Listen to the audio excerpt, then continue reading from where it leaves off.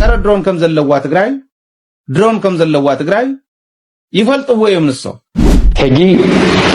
መንግስት ኢትዮጵያ ዋና ጸላዩ ህዝብ ትግራይን ተጋሩን ጥራይ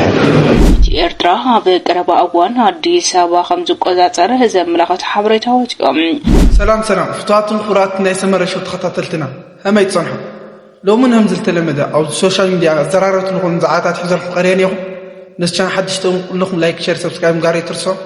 زو فيديو انت لخول سكبات لايك مقاري جمرو باركس فتواتهم خورات نتخططلتنا استي هما توقوننا بزوزني فيديو نجمر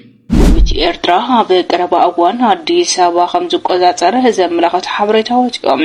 ካብ ብልጽግና ዝመጽሓዊ ካብ ወልዲያ ተበጊሳ አዲስ አበባ መዕለቢያ ጌርና ለና ዝበለ ስርዓት ግደፍ ኢናት ካብ ደንበና አርሒቅናዮ ይበለሎም በዘውጠናዮ ትልሚ ንኸደልና ጽምዶ ፈጢርና ድማ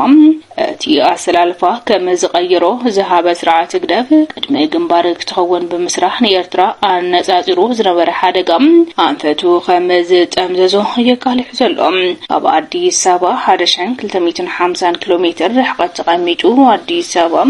ኣብ ቀረባ አዋን ከአትየ ተጸበይን ዝብል ዘሎ እቲ ስርዓት ተጸበይና ዝብል መልእኽቲ በቶም አፈኛታት ቢሎ ፍለጥሎም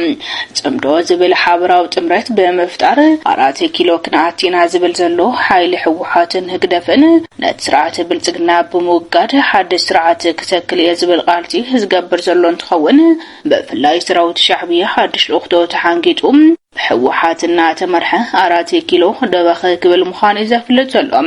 ሻዕቢያ ባሮት አብይ አሕመድ ዝበሎም በስም ዘገለጹም አካላት ናባተ ጸበይና መስረኸብናኩም ነጋብረኩም ሓቢርና ርኢና ዝበላ አፈኛታ ስርዓት ግደፍ አተዘሎ ነበልባል ካብ ዘብኡ ገለል ከም ዘበለ ፍልጥሎም ሕጂ መንግስት ኢትዮጵያ ዋና ጸላዩ ህዝብ ትግራይን ተጋሩን ጥራይ ስለዝኾነ ተጋሩን ምጥፋእ ኩሉ ዓይነት ነገር ዝገብር ዘሎ ህልውና ናይ ስርዓት ዚ ዝረጋገጽ ተጋሩን በምጥፋኢል ይዛመን ንሕናውን ባይዘወይ ናይ ስርዓት ዚ ምጥፋኢ ህልውና ና ዝረጋገጽ ካብዚ ወጻ ህልውና ና ይረጋገጽ ምክንያቱ ከጥፈካ ዝደለ ሓይል እንተልዩ ኣብ ዝኾነ ግዜ ከጥፈካ እዩ ማለት እዩ ዕድል ተረኺቡ ስለዚህ ክጠፈሎ ዝሓይል ዚ زيدك سلكا خطفك تخوين انت خوين ليت القتل نصعر زلو እሱ በመጥፈው ካፍት ነበር ተኸልን በርሱ ተልይስ ከተፈይኻ ማለት ስለዚህ ናህና ህሉና ነው ናይ ስርዓት ዚ ጥፋት ይዝምስረት እንታይ ይጠጠው ቢል ዋዳ 4 ጊዜ ምስ ደብደበት በኸለተ መንገድ ኸሙ ጠፈሊ ናልባሽቱ ውሽጥ ምስጥሩ ዝፈልጡ ወግን ሰራዊትና ያ ከምት ዝበልኩም እትጸረ ድሮን አይተተኮሰን ግን ጸረ ድሮን ከም ዘለዋ ትግራይ ድሮን ከም ዘለዋ ትግራይ ይፈልጥዎ እዮም ንሶ ሓደ ጊዜ ኣብ ሶሻል ሚዲያ ርኢ ናተይ ስእሊ ለጢፎም ድሮን ለና ደይበልካን ዓቢድ ኣሎ ዝኹሉ ጀህራ ገለ ይብሉ ኣነ ኮንኩን ኮተዓዲ ዝመርሓ ዘሎ ቲ ድሮን መዓዝ ከም ዝለዓል እቲ ጸረ ድሮን መዓዝ ከም ዝትኮስ ዝፈልጡ እቶም ሒዞም ዘለውን ነተኸውንነት ባይታ ዘሎ ዝትርጉሙ ዘለውን መራሕቲ እዮም ዝትርጉሙ ከጥቆምሉ ዝኽእሉ ንሶም እዮም ምህላውን ዘይምህላውን ግን ነጊረካ ኣለኹ ኣነ ጸረ ድሮን ጥራሕ አይኮነን ድሮኑን ኣለዋ ትግራይ ይብለካ ኣሎ እሱ ጥራሕ አይኮነን ዘመናዊ ዝበሃል ኩሉ ዓጢቃ ያ ትግራይ ሕዚ ዓጢቃ ተመልከት ንጀህራ አይኮነን ኣብ ሓፂር እዋን ተኣምር ተጸበዩ ማለት ኮሚል ከም ዝራብ ጽቡቅ ኢለ አይኮነን ግን በሚዲያታቶም ሞራል ህዝብና ንምስባር ዝሙክሩ ጸላእቲ ይገርሙን እዮም ትናቶም ውድቀትን ትናይ ሰራዊትና ምድላውን ንሕና እንተ ነጊርና የነት ህዝብና ሞራሉ ከመይ ከም ዝህነጽ ፈልጠይ ሰራዊት ትግራይ በቀደሙውን ዕጥቅና ካብ ጸላእትና ስንቅና ካብ ህዝብና ኢሉ ዝቃለስ ነይሩ እዚኣ ሒዙውን ክስዕሮ ምኽእል ግን ሰራዊት ትግራይ ሒዝ ከምቱ ማለት ይኮነን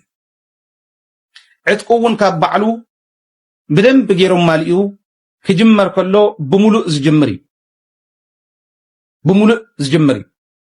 ለሚኑ ወይ ማሪኻ ከሕዜ ኢለ ይኮነን ዝኸይድ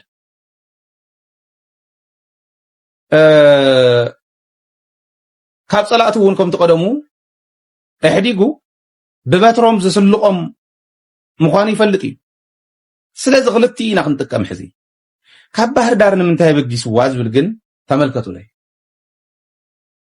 كابهر دار زبقسلو عمونغو فانون TDF زقبر زل رغبي كشحغر اندحر كوينو هزوم حران هستقراين كباس اندحر كوينو كفالال اندحر كوينو نايم حرا ختماتات كدبدب اللون مال زي زقبر زل كابهر دار العلو والو ጎንደር ባህር ዳር ኮምቦልቻ እዚን ናይድሮን ቤዛቲን ፍሉጣት ካልኦቱን ለወ ይባል ኣብ ባህር ዳር ክልተ ንጎር ተዋሂዶ ኣብ ክልተ ቦታ ናይድሮን ቤዝ ተሓደን ሱዳን ዝርኢ ተሓደን ዓና ዝርኢ ካብ ባህር ዳር ምንታይ በጊስዋ ናብ ምዕራብ ትግራይ ናብ ደቡብ ትግራይ እዩ ናብ ደቡብ ትግራይ እኮ ኣብ ሰመራ መሓሸን እዩ ዓፋርን ትግራይን ከባእስ ዝመከሮ ሰራዊት ዓፋር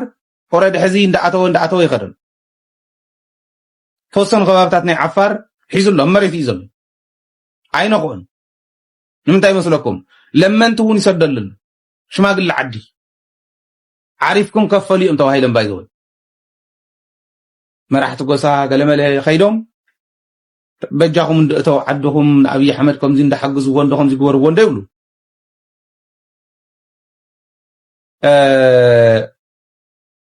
نغيرهم ميم عارفكم كفلو تግራይ بزي عفار بزي تግራይ مخانه يخلن عفار كعخم عفار كنبر كخل الله እዚ ስርዓት እዚው እንታይ ጠፍአ ናብራ የለን ከንብር ዝግለ ይኮነ ነውራሊ ሰው ይውዳይ ዘሎ ስለዚ ካብ ባህር ዳር ዘልዓለሉ እተልዓለትላ ንትግራይ ተወቅዕ ድሮን ተልዓለትላ ክትውቅዕያ ዝብል ንሕልፍ ደይቀነና ካብ ባህር ዳር ልዒሉ ናብ ትግራይ ክወቅዕ ካብ ጎንደር እውን ከምኡ ካብ ኮምቦልቻ እውን ከምኡ ካብ ሰመራ እውን ከምኡ ኣበይ ከም ዝውቃዕ ንሶም ባዕሎምቶም ኣዘዝትና እዮም ዝፈልጡ ባርከስ ፍታት ተኸታተልትና ሎም ዕለት ለሓርናዮም ቪድዮታት እዚኣቶም መስሉ ነይሮም ትሞችኩም ላ ተስፋ ንገብር እስካብ ቀፃልን ካነ ብብሎ ኣለኹሞ ይሞችኹም